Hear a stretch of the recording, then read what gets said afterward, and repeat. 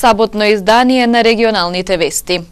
Поставени темели за изградба на објект со кој ќе биде покриено местото каде во местноста Ќелија теарчани празнуваат по повод празникот Успение на Пресвета Богородица на 27-28 август. Осветувањето го извршија тројца свештеници од Тетовското архиерејско наместништво.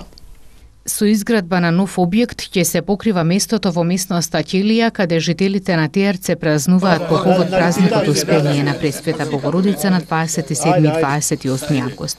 Денес беа осветени темелите од тројца свештенослужители од Тетовското архиерејско наместништво. Људи твоја, благослови достојание твое, победи всем православным християнам нашим, нас противнија дарујај, Твое сохраняй крестом Твоим жителство. Противнија дарујај, Твое сохраняј крестом Твоим жителство. Днеска ни е посебен ден, бидејќи го просветуваме темелникот на нашиот објекат во Ќелија, каде што е од историски значај, бидејќи овде ние сме веќе многу одамна застапени со прослава за 28 август, тоа е нашиот празник Богородица Света. При изградба на овој објекат, значи учествуваа сите, а посебно одборот кој се залага, еве видите, дури рачно, бидејќи се наоѓа на неприступачен терен и со мака, али сепак ќе успееме да постасаме оно што сме зацртале. За ова сме сите среќни у селово. Од црковниот одбор упатуваат апел до сите кои се во можност да ја помогнат изградбата. Ко можат, со колку што можат да учествуваат финансиски, за да го завршиме и да го комплетно завршиме овој наш започнати објекат. Покривање на просторот каде што вршиме најубавата вечер што ни е во празникот Света Богородица. Јадеме гравче и се веселиме. Патроното чествување на Голема Богородица во местноста Ќелија кај Теарце е долгогодишна традиција. Според неа останата од постарите, Успение на Пресвета Богородица во овој крај се прославува 2 дена. Првиот со собир на жените, а вториот со собир на мажите, кога се врши чинот на водосвет и режење на славскиот ковач. И припадем покајани зовуще изгубени души, Владичице, помози нам и милосрдоваши, пошистја погибаем од множества прегрешени. Демократската партија на албанците денес одржа редовна седница на Централното раководство. Дискутираа за актуелната ситуација во државава, нивната поддршка за договорот со Грција, а најавија и реконструкција на партијата.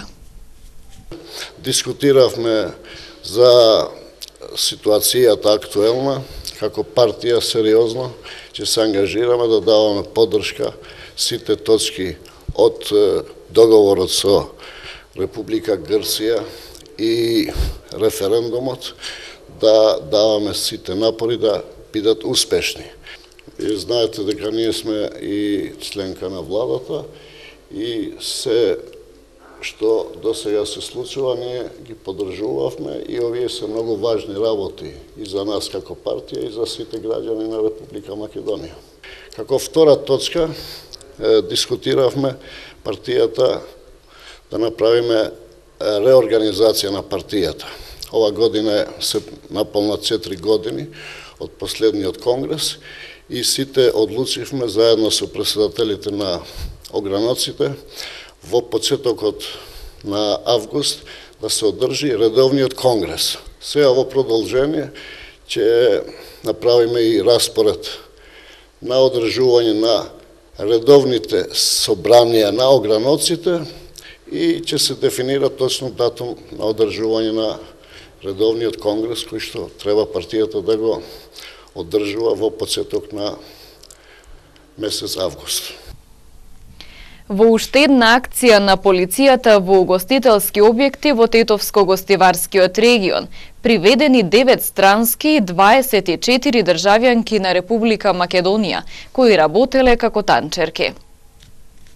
Полицијата со уште една контрола во угостителски објекти.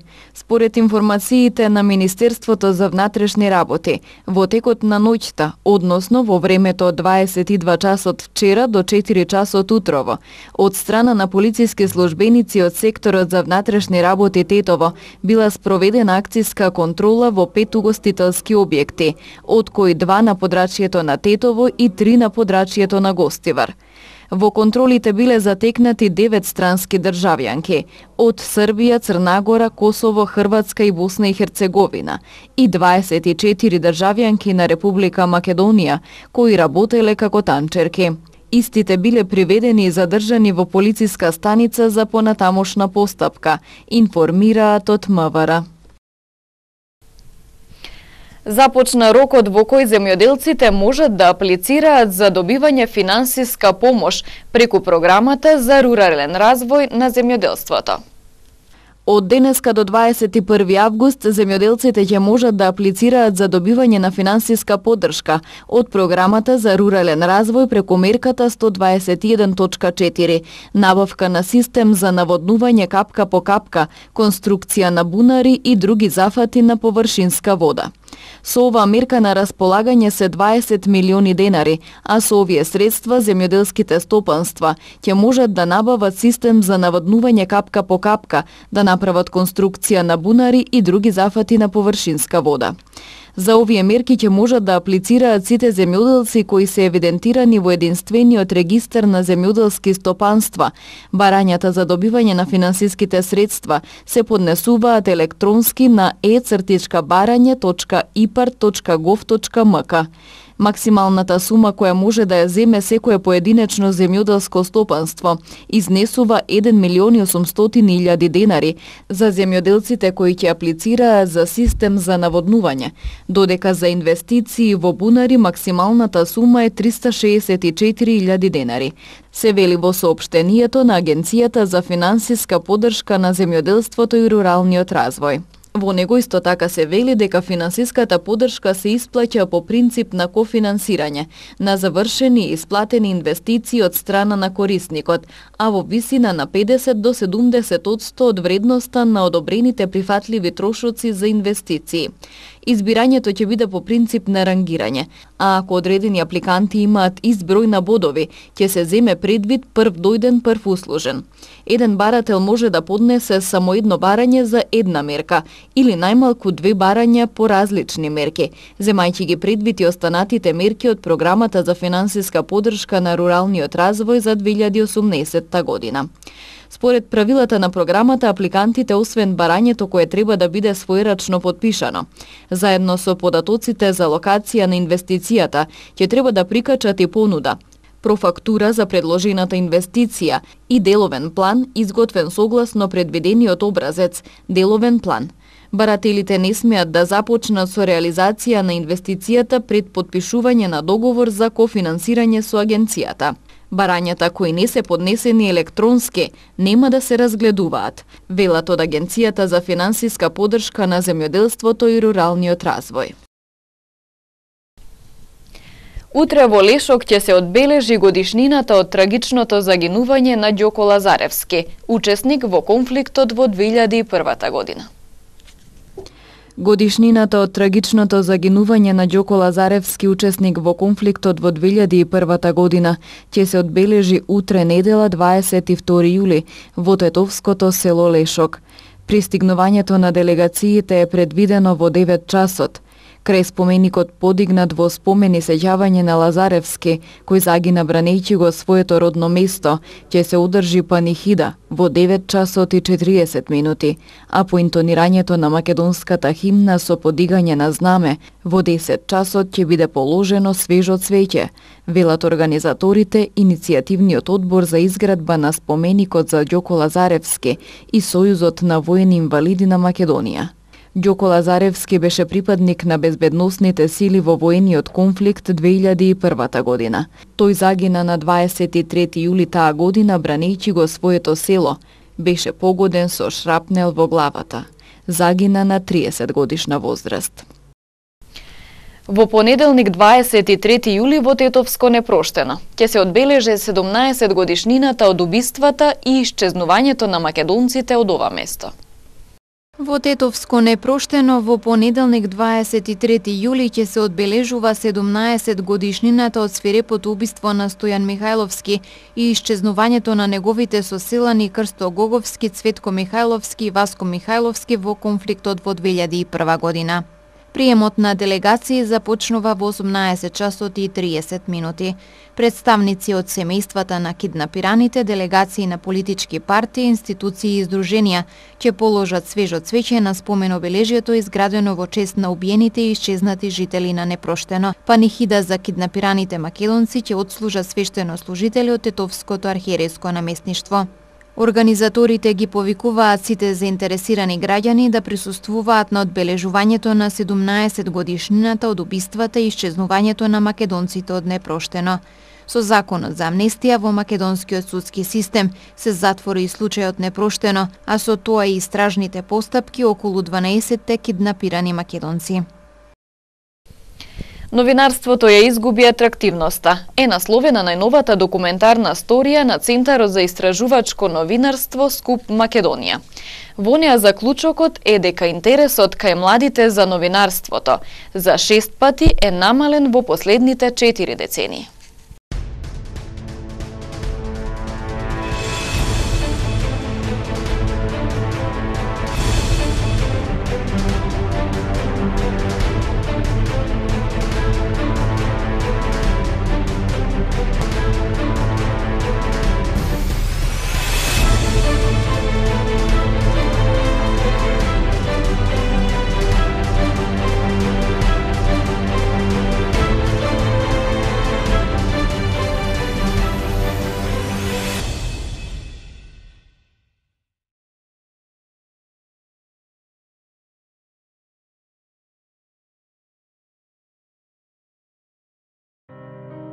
Недостиг од лекари, стручни работници, правници, магационери, келнери и продавачи.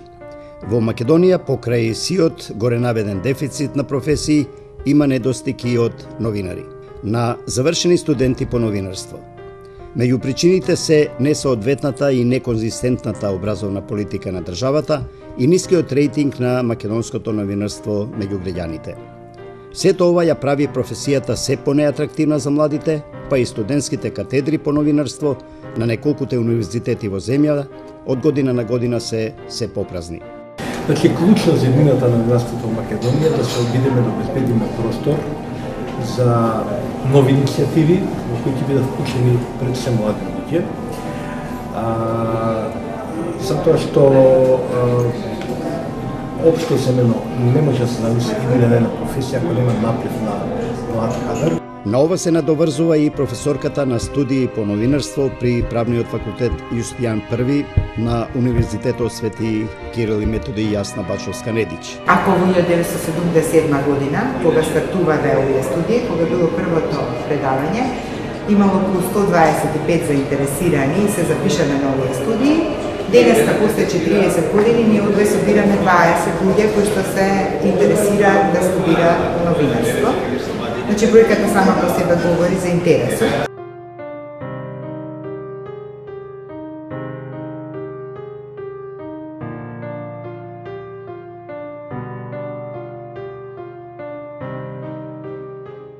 Тоа не е тајна, ние веќе трета година не запишуваме студенти по новинарство.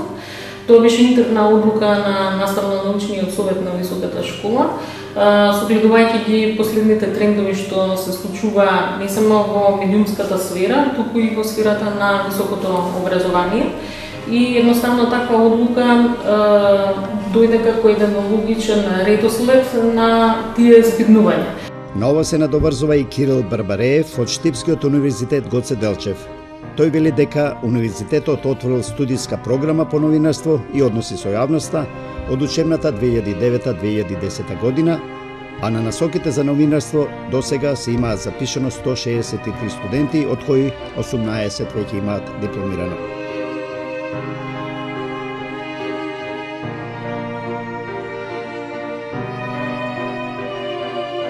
Состојбата на студиите по новинарство алармантна и извештаите од Државниот завод за статистика го потврдуваат тоа. Се помалку запишани студенти новинари. Опаѓа и квалитетот на студиите по новинарство, а со тоа и интересот за студиите. Можам да кажам дека за жал, во споредба од тогаш кога започнаа самите постдипломски студии со мојот ангажмент, денеска има помалку кадри на самиот институт заради севкупните прилики и може би економски состојби на нашата држава, каде што многу малку се одвојува за наука и за развојот на науката, па така што денес на овој институт имаме само неколкина професори кои што се од областа на медиуми и комуникација. Тука е повеќе на едно универзитетско ниво треба да се дискутира за развојот на оваа наука, да се покажат повеќе слух. И секако државата преку Министерството за образование и наука во однос на купување на средства, барем на државните универзитети, на јавните универзитети. Теменугова смета дека причините се многу едноставни и очигледни. Едно е што тие учат на факултет, а друго е со што се соочуваат реално кога ќе влизат во редакција. Значи, каде што сите знаеме, имавме уредници кои што кроеа политики на моќниците на власта и апсолутно тоа се реперкуираше и на работата на идните млади новинари. Барбаре вели дека за него не постои само една причина за намалување на интересот на младите за студирање новинарство.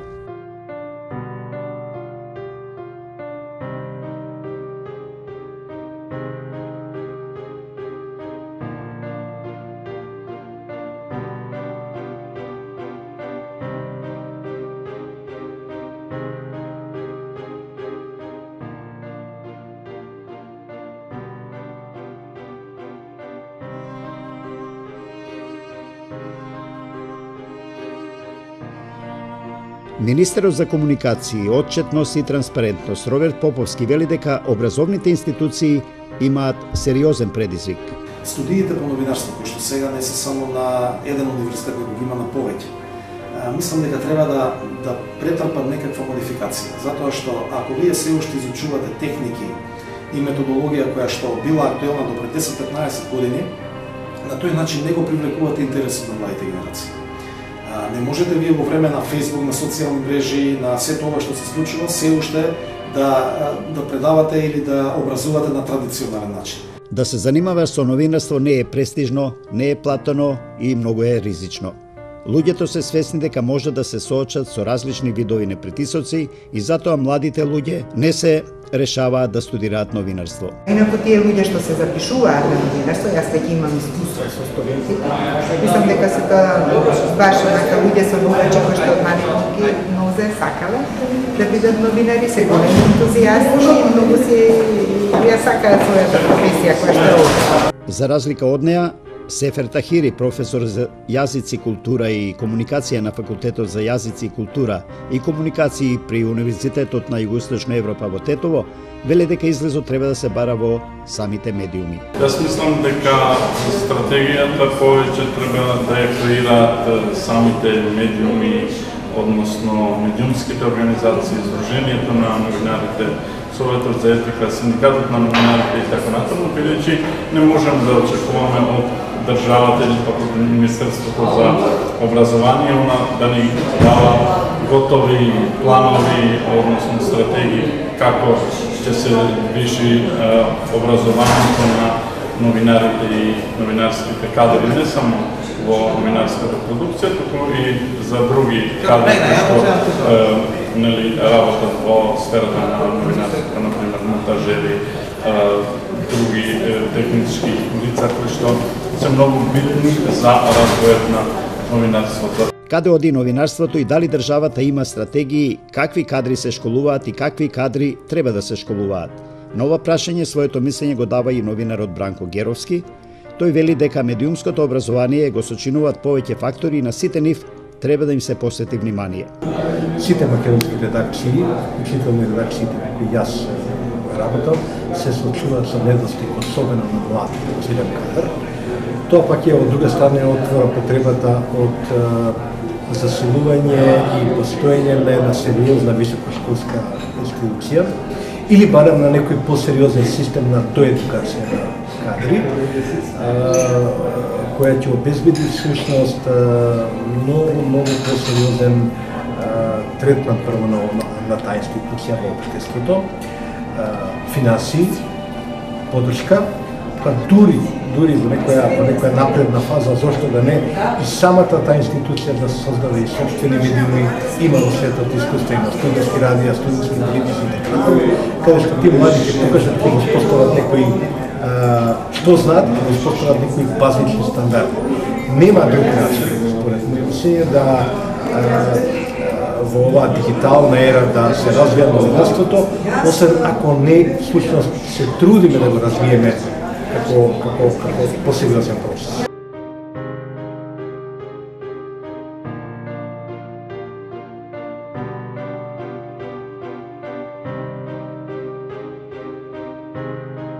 Првиот момент е што прави медиумската индустрија, што прават медиумските куќи, дали ги нудат потребните услови за работа на едните новинари. Го имаме синдикатот на новинари кои што постојано алармираат дека условите во кои што работат медиумските работници се под некое достојно ниво. Значи ниски плати, безбедноста на новинарите кога вршат својата работа. Кирил Барбареев во врска со решенијата за овој проблем вели: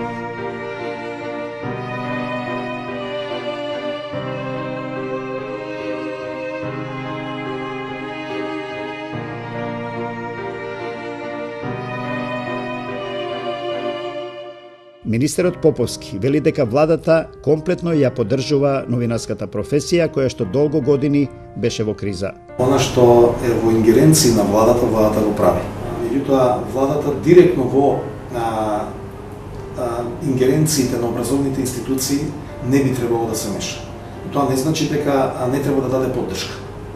Од тие причини ние сметаме дека е неопходно во образовниот процес, тука кај што владата може да влијае со законска регулатива и со се она што и стои на располагање, да се воведат предмети и веќе на тоа работиме за медиумска писменост.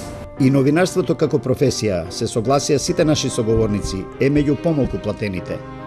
Диспезираноста на медиумите создава неприродна конкуренција на маркетиншкиот пазар, кој во Македонија е со скромни финансиски потенцијали, а редакциите се соочуваат со отсутство на државна буџетска помош и без правила и критериуми за неа. Токму бизнис компаниите и нивните буџети за маркетинг се единствениот извор за екзистенција на македонските медиуми, од печатените, преку радијата до телевизиите, како и за се побројните интернет портали. Од тука, скромниот економски медиумски потенцијал, студиите по новинарство и новинарската професија ги прават се понеатрактивни за младите.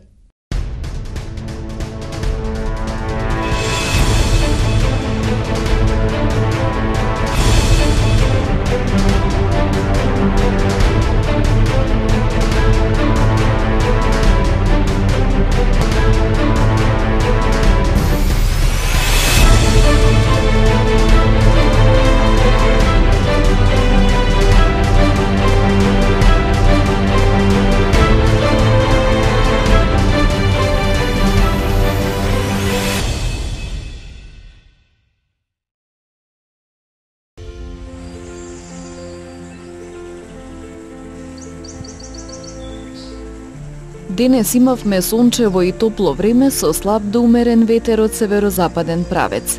Утринските температури се движе од 14 до 21, а дневните од 27 до 33 степени. Вредноста на UV индексот изнесуваше 9.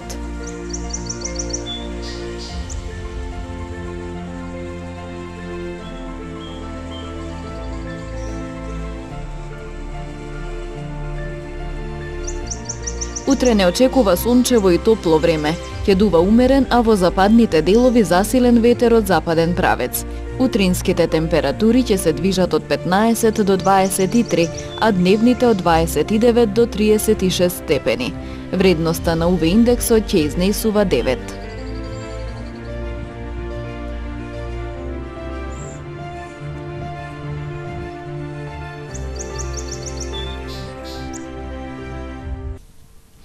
Вестите ги завршуваме. Имајте пријатен остаток од викендот.